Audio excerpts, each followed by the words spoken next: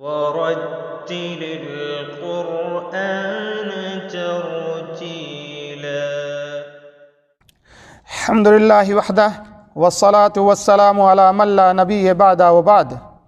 بسم اللہ الرحمن الرحیم. آئیے بچوں، اب انشاءاللہ تبارک و تعالی زیر پڑھتے ہیں. ہم نے پہلے زبر پڑھ لیا تھا، اب زیر کی شکل میں پڑھیں گے. آئیے دیکھتے ہیں جو اردو میں لکھا گیا ہے اس کو پڑھتے ہیں. زیر کو معروف پڑھا جاوے اور مجہول آواز سے بچا جائے. زیر کی آواز نیچے کو جاتی ہے. بچوں ایک چیز خیال کریے، ایک چیز سمجھیے کہ یہاں لکھا گیا ہے جاوے اور پھر لکھا گیا ہے جائیں. وہ جائے ہی جائے ہے، وہ جاوے جائیں، یہ الگ الگ ایریے کا اپنا ایک بولنے کا انداز ہے. اب جو لکھا گیا ہے وہ میں نے پڑھ دیا، کیونکہ جو ہے قاعدہ آپ کے ہاتھ میں ہے اور ضروری ہے جو قاعدے میں لکھا گیا وہ پڑھا جائے. چلیے بچوں پڑھتے ہیں.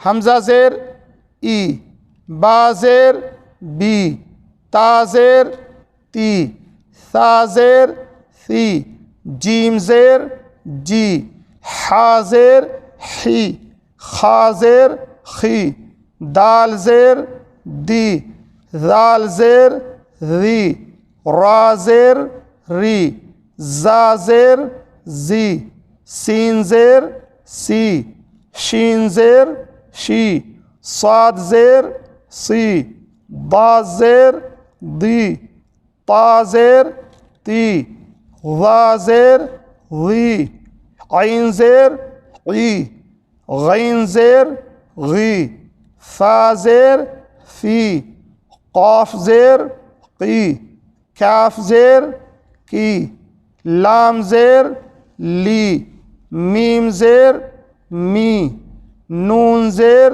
نی، واو زیر وی، ہا زیر ہی، حمزہ زیر ای، یا زیر یی، یا زیر یی.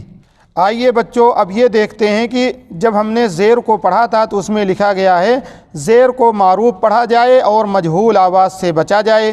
معروف اور مجہول کیا چیز ہے؟ ایک معنی یہ سمجھ لیجئے کہ صحیح اور غلط.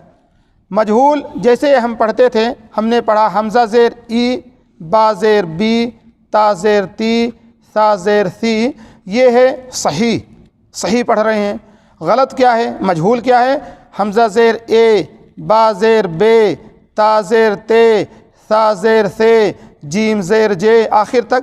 یعنی اس طریقے سے جیسے اردو میں الف بے تے سے ہم پڑھتے تھے، اس طرح سے اگر پڑھیں گے تو مجہول یعنی غلط ہو جائے گا. فی امان اللہ.